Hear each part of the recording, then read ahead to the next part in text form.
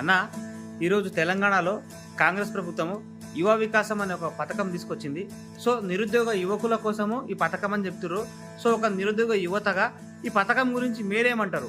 తెలంగాణ ప్రభుత్వం ప్రతిష్టాత్మకంగా చేపట్టిన రాజీవ్ యువ వికాసం అనేది చాలా గొప్ప పథకం. ఇది ఎన్నో సంవత్సరాలుగా వేచి చూస్తున్న నిరుద్యోగుల కోసము 3 లక్షల నుంచి 4 లక్షల వరకు లోన్లు ఇచ్చి ఈ నిరుద్యోగంతో సతమతమవుతున్న యువకులకు ఇది ఒక మంచి సదవకాశంగా భావిస్తున్నాం. మేము గత 10 ఏళ్ల నుంచి కేసీఆర్ ప్రభుత్వంలో ఎటువంటి ఉద్యోగాలు లేకుండా నిరుద్యోగుల సంఖ్య పెరిగి ఏం చేయాలనో దిక్కుతోచని పరిస్థితులలో కాంగ్రెస్ ప్రభుత్వానికి ఓటేసి నిరుద్యోగులందరూ ప్రచారం చేసి కాంగ్రెస్ ప్రభుత్వానికి అధికారంలోకి తీసుకొచ్చిన తర్వాత మేనిఫెస్టోలో లేకున్నా 60,000 ఉద్యోగాలు నోటిఫికేషన్లు వేసి ఇంకా నిరుద్యోగుల కోసము ఈ రాజీవ్ యువ వికాసం అనే పేరుతోటి ఈ పథకం తేవడం చాలా సంతోషంగా ఉంది.